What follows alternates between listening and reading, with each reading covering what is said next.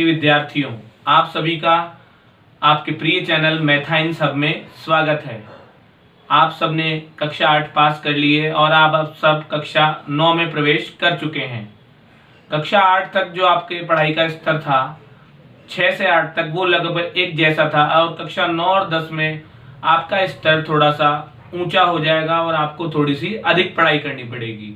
इसलिए हमने आपकी सहायता के लिए ये YouTube चैनल मैथाइंस हब शुरू किया है ताकि आप स्कूल में भी पढ़ सकें और अपने घर पर भी जब आपकी इच्छा हो तब मोबाइल पर, कंप्यूटर पर, लैपटॉप पर, टैबलेट पर आप अपनी अध्याय जारी रख सकें, जिससे कि आपको कोई भी समस्या हो तो आप उसका हल कर सकें उस वीडियो को बार बार देखकर।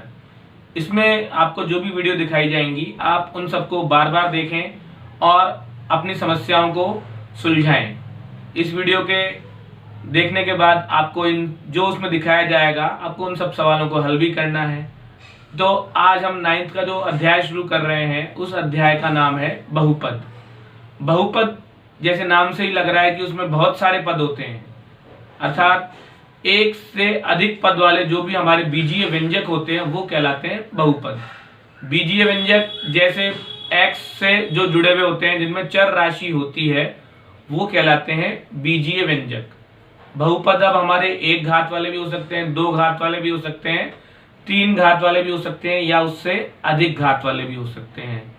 इसी तरह से जो हमारे बहुपद होते हैं वो एक चर में भी होते हैं और दो चर में भी होते हैं। कक्षा 8 में आपने पढ़ा था बीजीय व्यंजक वाला जो आप पाठ है, अध्याय है, वो आप पढ़ चुके हैं। उसमें आपने देखा होगा बीजीय व्यंजक 2x + 5, 5x² + 2x + 2। तो इस तरह से ये बीजीय व्यंजक हमको दिए गए थे। तो इस कक्षा 9वीं में जो हमारा पहला अध्याय हम शुरू कर रहे हैं वो है बहुपद। तो प्रश्न नंबर 1 है हमारा, निम्न व्यंजकों में कौन कौन एक चर में बहुपद है। तो पहले तो आप ध्यान लीजिए, एक चर का मतलब होता है उस पूरे बीजीय व्यंजक में केवल एक ही चर होना चाहिए, या तो x या y या z या कोई सा भी अक्षर होना चाहिए, लेकिन एक ही होना चाहिए।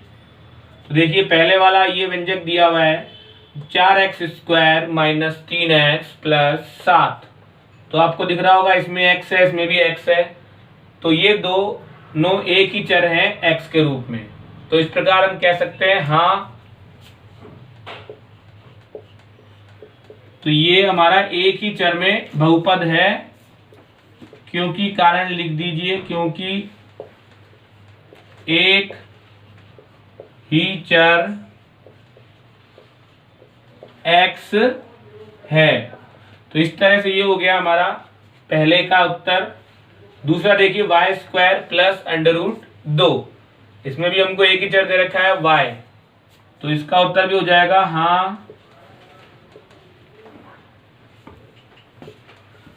क्योंकि एक ही चर, यहां पर जो हमको एक ही चर दिया गया है वो कौन सा दिया गया है, y। अचर से आपको कोई मतलब नहीं है, चर का ध्यान रखना है आपको कि चर कितने हैं। अब ये देखिए यहां पर 3√t + t√2, ये बहुपद नहीं है, क्योंकि यहां पर जो देखिए जो t लिखा हुआ है ये वर्गमूल में लिखा हुआ है, और वर्गमूल में अगर हमारे चर राशि आ जाती है तो वो क्या होता है, बहुपद नहीं होता है। ये बात आपको ध्यान रखनी है, नहीं, क्योंकि चर, ध्यान दीजिए, चर की घात यहां पर किसी भी संख्या के ऊपर अगर वर्गमूल लग रहा हो तो इसका मतलब है कि उसकी घात हमारी कितनी है, 1/2। वर्गमूल का मतलब होता है 1/2 घात, और अगर हम वर्ग कर देते तो उसका मतलब कितनी घात होता है, 2 घात होता है। तो यहां लिख देंगे क्योंकि चर की घातांक 1/2 है, अर्थात ये परिमेय है, पूर्णांक में नहीं है। पूर्णांक होनी चाहिए घात, पूरी घात होनी चाहिए, भिन्न के रूप में नहीं होनी चाहिए। ये देखिए y + 2/y, इसको देखिए जब हम हल करेंगे तो क्या लिख सकते हैं, y + 2y की घात -1। क्योंकि जब आपको ध्यान होगा घातांक वाली प्रश्नावली जब हम y को ऊपर लेके जाएंगे तो उसकी घात प्लस से क्या हो जाएगी, माइनस हो जाएगी। यहाँ पर कोई घात नहीं लगी हुई है, इसका मतलब है कि उस पर कितनी घात है, एक घात है। और जब हम y को नीचे से ऊपर लेके गए तो y की घात क्या हो गई, माइनस। तो देखिए यहाँ पर चर राशि तो एक ही है, यहाँ पर भी चर राशि एक ही थी t, लेकिन क्या दिक्कत थी, यहाँ पर घातांक भिन्न में आ गई। यहाँ पर क्या दिक्कत है, घातांक किस में आ गया, माइनस में आ गया। तो ये भी क्या है, अपने एक चर में बहुपद नहीं है। तो लिख देंगे नहीं, क्योंकि घातांक क्या है, यहाँ पर ऋणात्मक है। तो इस प्रकार हमको प्राप्त हो गया, क्योंकि घातांक ऋणात्मक है। तो ये हो गया हमारा इसका पहले का चौथा सवाल। अब देखिए x की घात 10, y की घात 3, t की घात 50। इसमें तो देखिए पहली चर राशि, दूसरी चर राशि और तीसरी चर राशि, तो ये तो तीन चर का बहुपद आ गया, इसलिए ये भी क्या होगा, नहीं।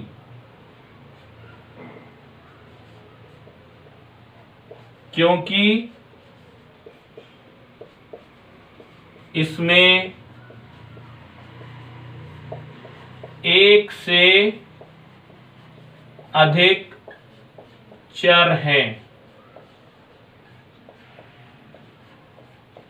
तो इस प्रकार आप पहचान कर सकते हैं कि अगर हमको व्यंजक दे दिया जाए तो वो एक ही चर में है या एक से अधिक चरों में है, और अगर एक चर में है तो वो क्यों है।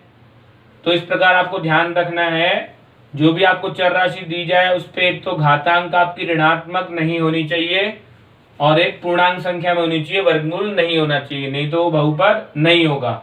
और ये बहुपद तो है, लेकिन ये कितने चर वाला बहुपद हो गया, तीन चर वाला। अब देखिए प्रश्न नंबर 2, इसमें हमसे पूछ रहा है कि निम्न में एक्स स्क्वायर का गुणांक लिखिए। इसमें हमको बीजीय व्यंजक दिए हुए हैं, अर्थात बहुपद दिया हुआ है, तो हमको केवल एक्स स्क्वायर का ध्यान रखना है और किसी का ध्यान नहीं रखना है। तो देखिए यहाँ पर लिखा हुआ है 2 + x² + x। इसमें एक्स स्क्वायर के साथ आपको दिखाई दे रहा है कुछ भी नहीं है, लेकिन जब किसी चर राशि के साथ कुछ भी नहीं होता है तो हम कितना मानते हैं, 1 मानते हैं वहां पर। तो 2 + 1x² प्लस यहाँ पर भी कुछ नहीं है तो हम क्या मान सकते हैं, 1x। इसमें हमको देखना है केवल x² का गुणांक। तो x² से जो संख्या गुणा हो रही होगी वही कहलाएगी उसका गुणांक। तो इसमें हम लिख देंगे में x² का गुणांक, प्लस में है इसलिए प्लस का निशान लगाने की जरूरत नहीं है, 1 है। दूसरा देखिए 2 - x²। अब इसमें x² से पहले क्या है, माइनस, तो 1 लगा देंगे आप। केवल x² से मतलब है तो x² से क्या गुणा हो रहा है, -1। तो इसमें x² का गुणांक हो जाएगा -1। तो x² का गुणांक लिख देंगे हम यहाँ पर -1।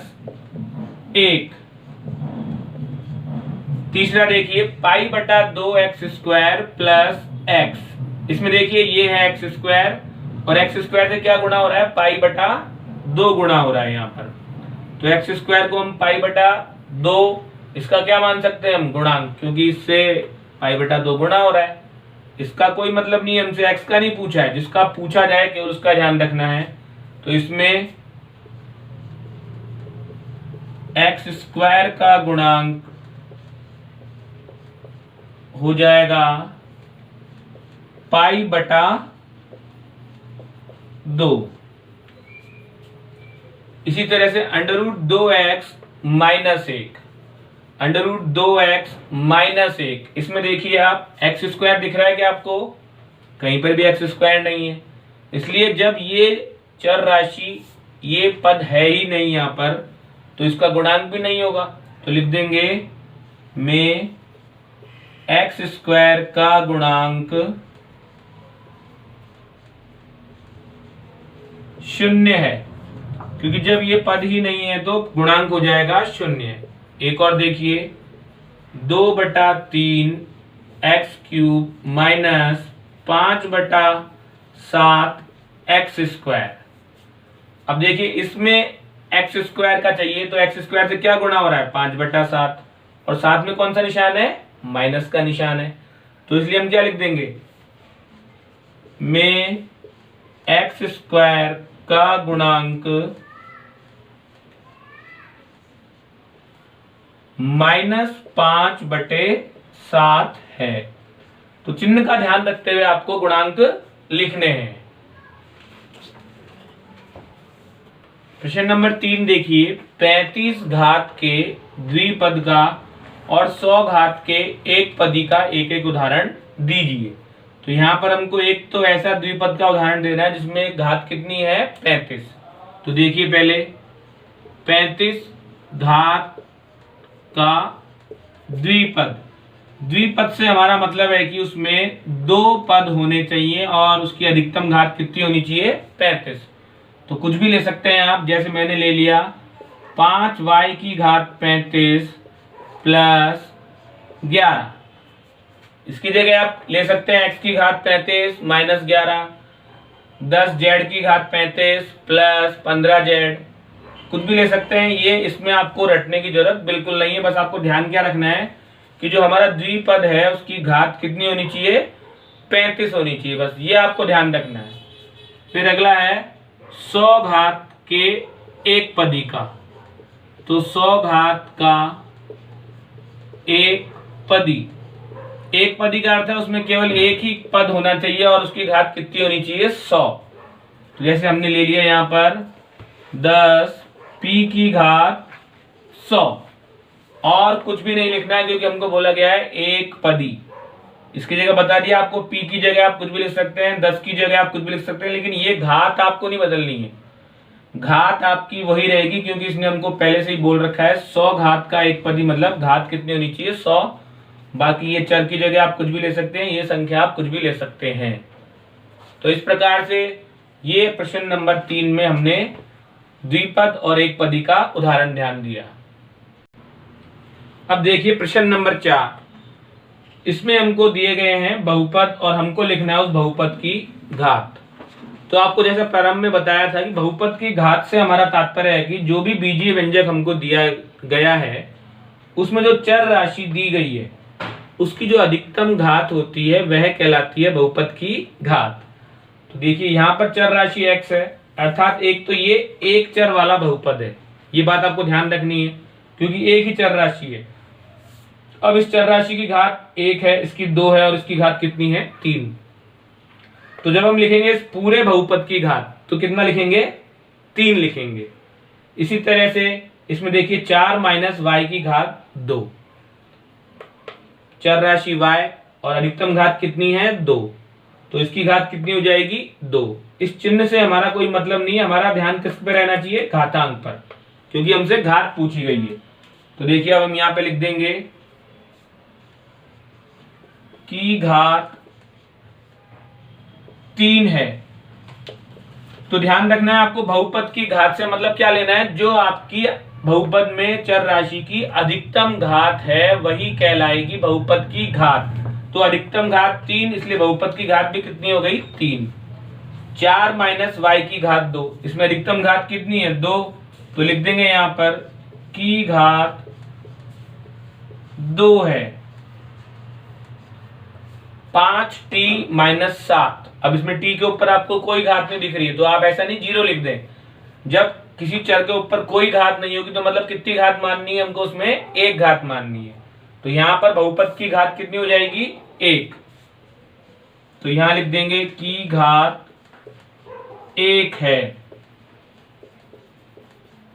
अब यहां पे देखिए 3 केवल संख्या दी गई है, ये बहुपद नहीं है, ठीक है।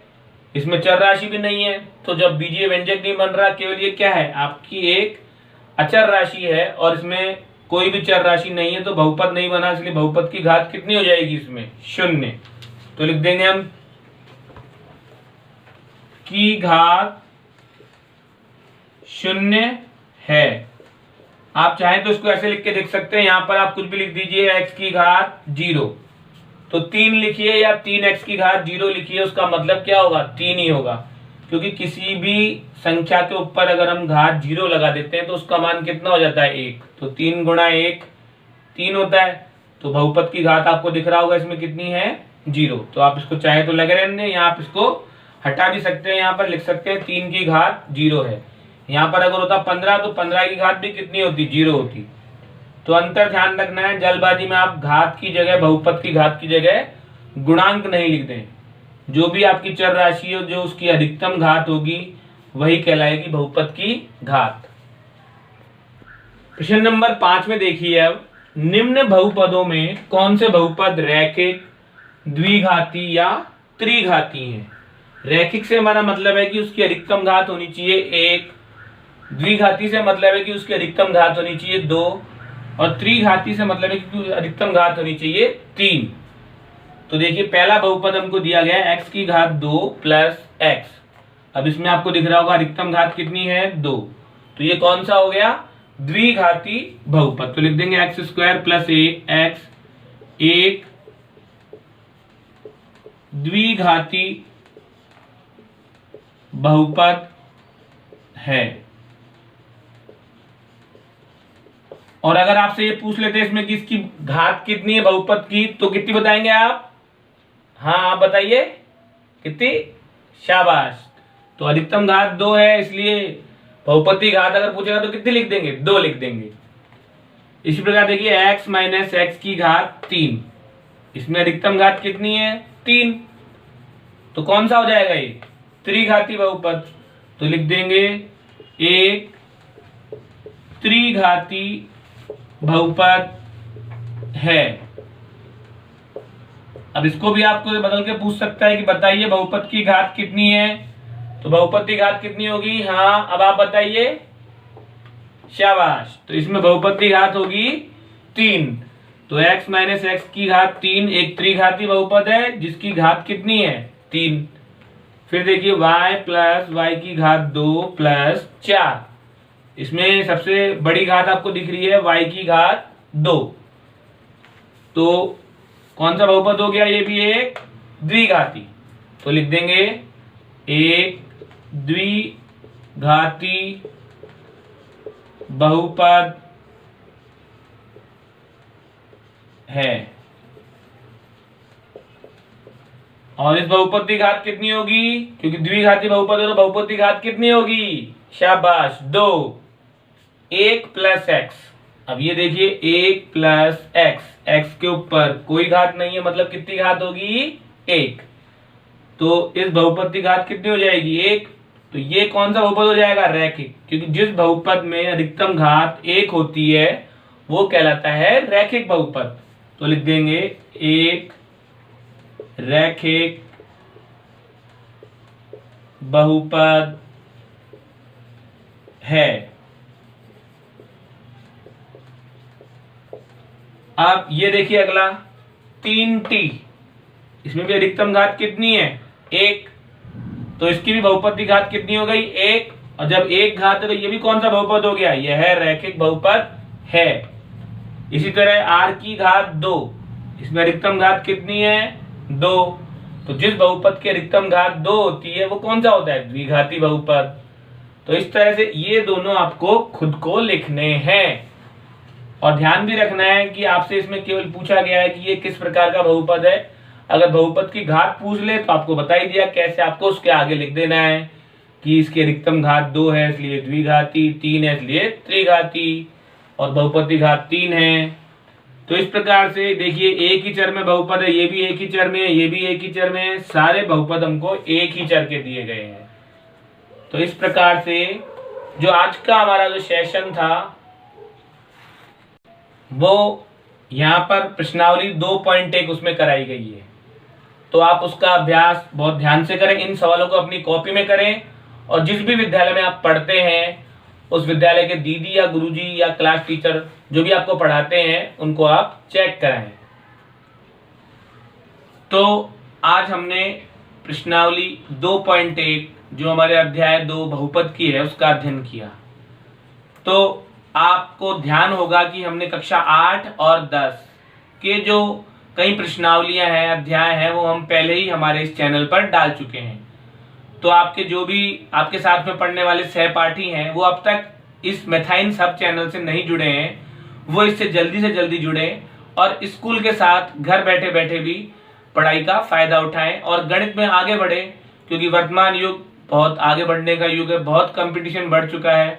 आप गणित में जितने होशियार होंगे, अन्य विषयों में आपको उतनी ही सहायता मिलेगी। तो अपने इस चैनल को लाइक करें, शेयर करें और सब्सक्राइब करें, जिससे कि आपको जब भी कोई नई प्रश्नावली इसमें कराई जाए वो आपको तुरंत मिल सके। और वीडियो को पूरा का पूरा देखें, ऐसे नहीं कि आपने आधे देखे और आधे छोड़ दिए। उससे क्या होगा, आप कुछ चीज पढ़ने से भूल सकते हैं, कुछ आपसे इंपॉर्टेंट बात है वो आपसे छूट सकती है। धन्यवाद।